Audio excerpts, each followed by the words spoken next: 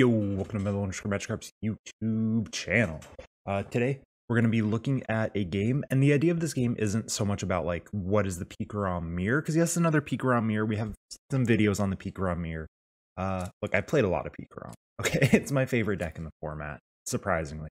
But this is from Players Cup 3, and the reason that I'm choosing this game to go over is a couple reasons. Number one, I know my opponent. They are a very, very good player. They are a multiple-time regional champion, so they are playing a very clean game.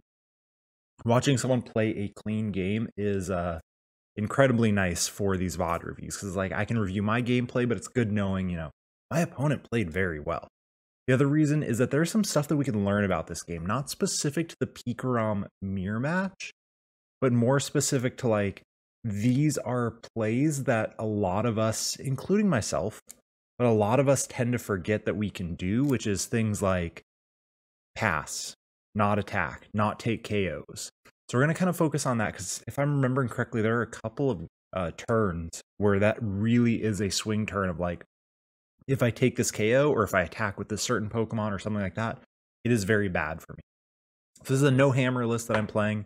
I'll have it linked down or not link. I'll have it in the description below. This is a VOD for my Twitch channel. I played my Players Cup 3 keys on Twitch because that's the only way I was actually going to finish it. We're going first in this match. Also, if you're unaware, you can look at the sparkles around. That's how you can tell who's going first and second. Just a good thing. So this opening hand is absolute trash. We're going to go ahead and balloon the dog, attach to the dog, and pass. We could bench the second dog, actually. That's probably the correct play. No, yeah. We don't want to risk, like, a random tag bolt. This is the finals of a PC3, and if we get tag bolted turn 1, it's fine if we have something else on the bench. So I think we go bench the second Boltund just in case my opponent pops off. We don't want to let them get the dog, because they're not going to pop off, or they're going to not go for the pop off if we bench the second dog. So we bench the second dog, put the balloon on the active. Actually, I think we put the energy on the bench just in case, and then we go ahead and hit pass. So balloon, okay. So actually, looking back, that is an incorrect play, because yeah. So we should have put the energy on the bench, keep the balloon on the active, just in case we don't want them to, like, maybe their best play is to hit this, maybe they get the turn 1 full blitz. Just better, let's go store this on the bench, put up the fresh one, something like that. So there's no reason to have attached to the active there. You always attach to the bench. They're not playing Scrapper. If they play Scrapper, we probably win because their list is probably trash. We get Marnied. It's fine. We were going to Marnie them. So now maybe we can actually get some Pokemon and better draw supporter, and we don't. Okay. So order of operations here. We know we're going to electrify. Literally 100% chance. We're in a great spot, too. We're feeling very good. My opponent did not electrify or get an energy attachment. So we went from, we're going first, we're probably going to lose, to they missed the electrify, we got it, we're probably going to win. It's a roller coaster of emotion. What we're going to do, what we should do, bench the Raichu, put the speed on the Raichu, draw 2 cards, see what we get. No reason to attach to a Boltund. No reason to put the energy on the Mewtwo. In fact, I still don't want to put the Mewtwo down in this matchup. Open deck lists, yeah. If they're not playing Tag Switch, putting the Mewtwo down can be fine. A lot of lists are playing Tag Switch right now, which I think is correct. I was one of the main people to say, hey, Tag Switch is really good in the deck. If you look back to my No Hammer Peak list, we had a Tag Switch in that list. But bench the Raichu, put the speed energy on it, see what 2 cards we get, and then decide what to do from it. I'd like to avoid benching the Mewtwo. We still might. we draw trash. We draw 2 more energies, which feels very bad. And so our play here, we can decide, do we bench the Mewtwo? Because we can potentially then get a peak next turn. You know, maybe we get Marnied again. Or do we just electrify to the Raichu? I'm a fan of electrifying to the Raichu. Raichu is actually one of our best attackers in this matchup. Clearly, I disagree. We're going to go ahead and electrify to the Mewtwo. So looking back, I think I would have gone with the safe play, electrify to the Raichu. But you know, That's one of the reasons we're doing these VOD reviews. Really look back. I can check out my play. They Marnie us, thankfully, in the mirror match. Marnies are gonna happen a lot. So don't get too attached to your hand ever. Both of these decks are gonna spam Marnie. Even though I did nothing, my opponent has to draw cards. And to be fair, I did everything I wanted to do. They Marnie us, the hand has to be better, right? Hand is much better. They speed the active, they're gonna get the Electrify on the Mewtwo, or not, sorry, on their PikaRom. We're worried if they bench a, what's it called? If they bench a Mewtwo, we've got the KO in hand. They don't bench a Mewtwo. My opponent is very smart. Never bench the Mewtwo second. If your opponent electrifies to their Mewtwo, don't put yours down. Because then if they just go energy boss, you lose the game every single time. So if you are going to bench the Mewtwo, the way I did it is fine. Put the Mewtwo down, electrify to it, and if you're the first one to electrify to it, you're probably fine. Assuming they don't have hammers. And they don't hit the hammer. So this is their first deck search. They are very wisely checking their prizes. Something that I've been playing the deck so long, I just kind of skim it for a few important pieces. But checking your prizes is correct. We get another boss. So we're definitely, yep. So this play, it happened a lot faster than I thought I did. I thought about this play a lot longer, but this is the correct play. If you have the boss smack on a tag team, you want to do that ASAP. So we really have to think about, this is a game plan question. How are we winning this game? We are winning this game by KOing 2 tag teams. You may be saying, what if they don't bench the second tag team? They always bench the second tag team. This is where extra practice comes into play, knowing what your opponent has. Everyone's cut Koko V, so everyone's going to go PikaRom and Raichu. So being able to smack the tag team first puts us at a humongous advantage. And we smack it with the Boltund. This means, okay, you need to have energy, you need to have a Pokemon to Full Blitz 2, and you need a boss's orders. You can hit my Boltund. I don't care. Hit my Boltund all you want. It's 2 prizes, not 3 prizes. We go ahead and Bolt Storm.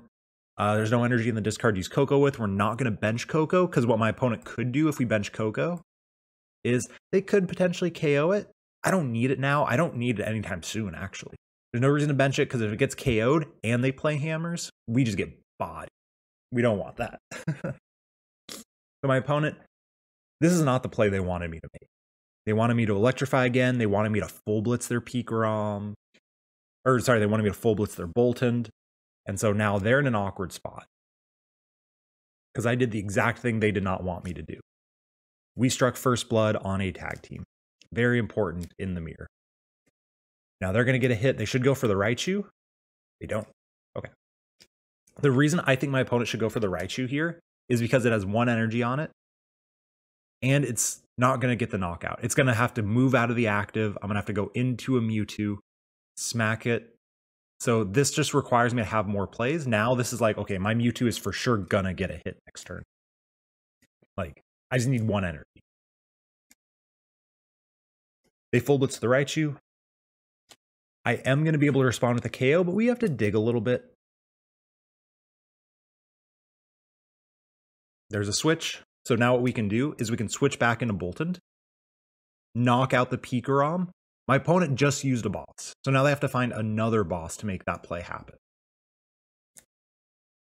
Yep, we want to make them deal with our Boltund. Anytime you're playing PikaRom, you really want to say, okay, how do I make my opponent win the game in more turns? To make them win the game in more turns, we're going to say knock out Boltund, knock out tag team, stamp to 1, knock out tag team. That's a lot of attacks. You don't really one-shot tag teams ever as PikaRom. We're going to go ahead and Marnie them. They had a pretty good turn. They quick balled for a Raichu. We're assuming they have some good cards. Again, I don't bench the Koko. I don't want the Koko to get KO'd. I don't need it. They haven't shown hammers yet. So I don't know they play hammers. Therefore, Koko's kind of useless right now. Let's just not put it on the bench.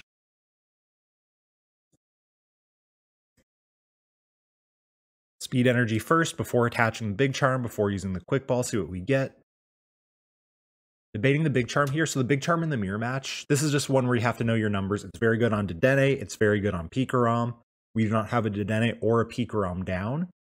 The Mewtwo has 120 HP left, terms between 120 and 150. It's irrelevant. PikaRom hits 150. It was 160 HP with a Big Charm. Oh, heck yeah. We always Big Charm that. But the math doesn't matter there. So we're going to go ahead and hold the Big Charm. We might want to balloon our Raichu. We might have to go like a Raichu train at some point and have 2 balloons on them. I do play 3 balloons. So take the knockout. We go up by 3 prizes. We have a Boltund in the active, which is very awkward for them. And we have a very large hand that they want to disrupt. So we're in a very, very good spot. My opponent's response, they're probably going to want to smack me with their Boltund. And hopefully, they're looking for a KO. So they have 4. They can attach an energy that's 5. Koko, 6, 7. That is a knockout. They can knock me out. Hammers. Of course. Unfortunately, it's Tails because it's not a good card, but stuff's going to happen. E-Radar. The reason they E-Radar instead of Marnie, even though I have a big hand, this is the correct play, is they're looking for a potential boss hit or boss KO. They're looking for more cards. They're looking for a stamp as opposed to a Marnie. My opponent should be assuming that I am not going to go down, to 1 prize. So a stamp here would be nice. They get the Goss for the boss. Now the question is, do they hit the Raichu or do they KO the Mewtwo? I'm a fan of KO Mewtwo here, especially if they hit this hammer. They do. Take it off the Raichu. Boss, KO the Mewtwo. Yet, the Boltund is bait. You don't want to KO the Boltund. They need the energy. So they Crobat. They're now bench locked. That's a big deal. Second hammer's a Tails. And we're getting a little lucky. We'll take that. They have to E-switch. So they miss the attachment for turn. That is a very big deal. I don't know how my opponent has missed energy multiple times now, but we will take that every day. So a few things we want to say right now. They're bench locked. If we take a knockout, we give them a bench spot to use Dedenne or Koko. We don't want either of those things. So taking a knockout anytime soon is a little sketchy. Number 2, they only got 4 energy on board. That's not much. So they Bolt Storm for the knockout. We're going to go ahead and promote our Boltund. Our Boltund has free retreat. Always promote the free retreater. And let's see what we can get to. So we draw a Marnie. We're about to look at the discard pile. At this point, we need to set up a better board. We don't have much going on. We cannot boss that Raichu this turn because we would need Koko and Eldegoss. Well, I mean, we could boss it and hit it with Boltund, but that's like, it's not enough because then we're not really advancing the board state. They have 1 hammer left. If they hit a hammer on our Raichu, then we're in a bad spot. So what I want to do here is I want to advance my board state. Hitting the Boltund in the active, who cares? We just flood the board with energy and 2-shot that Raichu, and we'll be in a good spot. So a few options. I'd like to go Cherish Ball, grab the peak, put the Big Charm on the peak. Yep. The reason we put the Big Charm on the peak is so Raichu cannot GX attack it. My opponent, they play E-switch. They could potentially E-switch off the active attach, but they can't Koko, so they can't GX out of nowhere. We can go ahead and Quick Ball to grab the Tapu Koko Prism Star. Use Dance of the Ancients to both of our tag teams. A lot of thinking going on. There we go. Yep. Big Charm always goes there. I'd like to see the balloon come down as well onto the Boltund.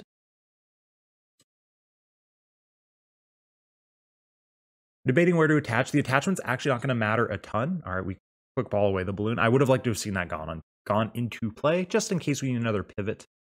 In case, they knock out the active, they paralyze our Raichu. We have something that we can switch into retreat. We check, they have 1 hammer left. That's a big deal. They're down 4 Marnie too, so they have to stamp us if they're going to disrupt our hand. So Dance of the Ancients. Put on, yeah. Spreading the energy is correct. I'm going to go ahead and Marnie their big hand. Always drop the swell here, just so they can't drop their swell. We want it out of the deck in case we get stamped, and if we end up stamping them, obviously not this turn, we want theirs to be in the deck. So now we can hit.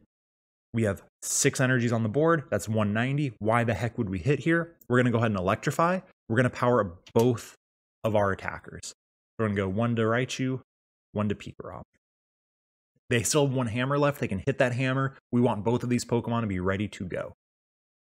So again, one of the reasons we're doing this, they're bench locked. We're looking at my opponent's board and saying, they can't Dedenne. They can't Koko Prism. They're stuck with what they've got. Those options include attach to the bench, boss paralyze. That's okay. We've got research in hand. We just shuffled the deck, so the switch we marked into the bottom are no longer on the bottom. We can get out of paralysis boss, and then we can paralyze them. That's cool. They can Bolt Storm boss. That's okay. We're not as prepared for that play, but we could potentially still get an answer. We can get a switch, get that thing out of the active. So those are really the only 2 plays that they can make that are like slightly scary. But they have to have that boss, have that energy in hand. Let's see if they've got it.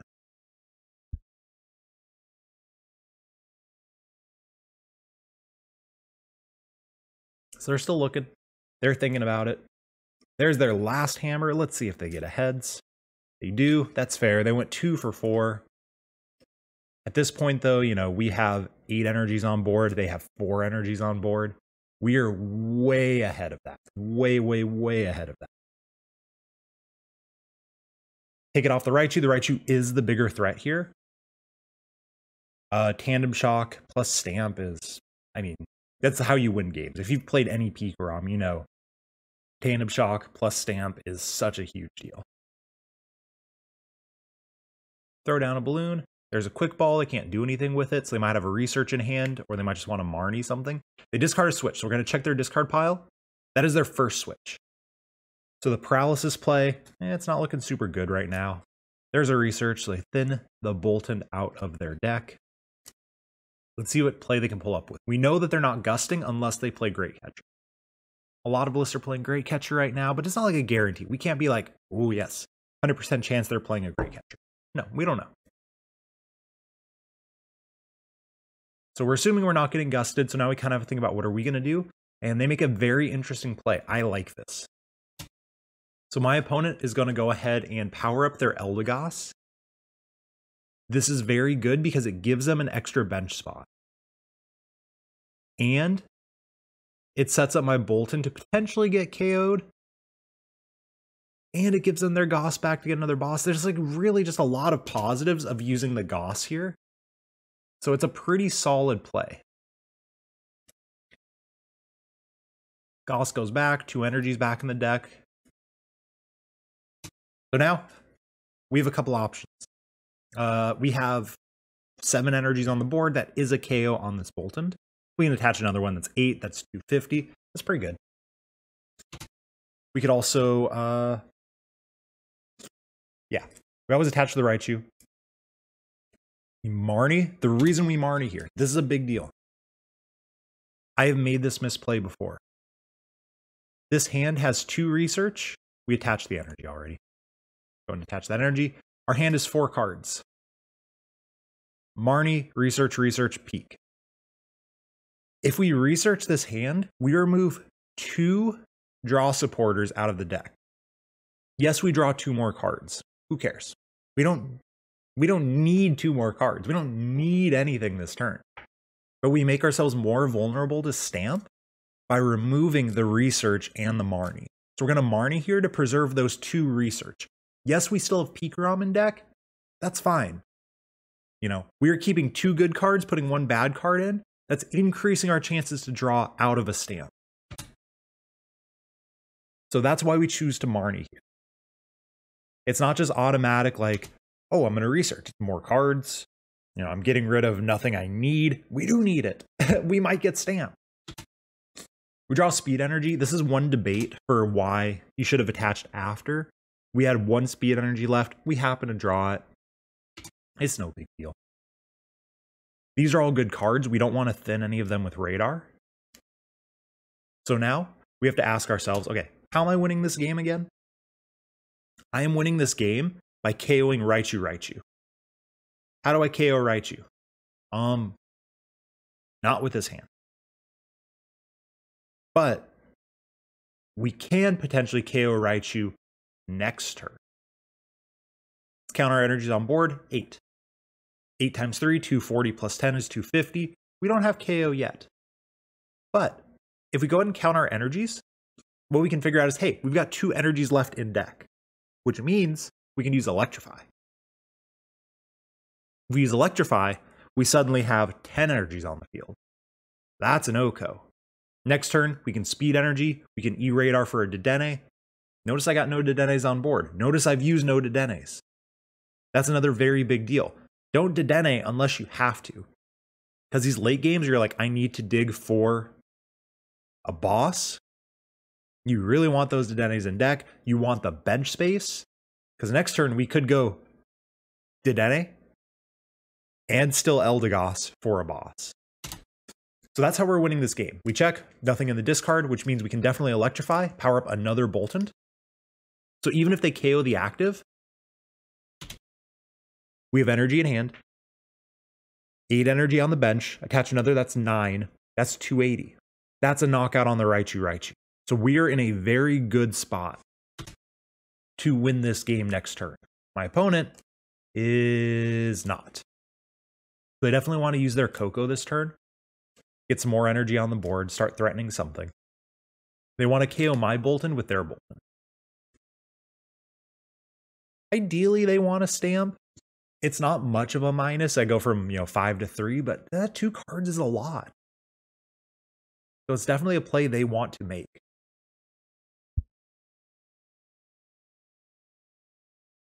They attach directly to the Raichu, which is interesting to me.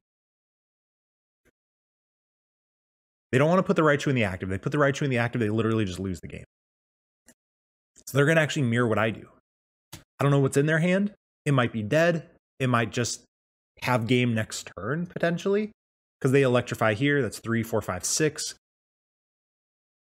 7, Koko. So they could potentially win next turn. So I go for the Electrify play and say, you know what? You don't have balls.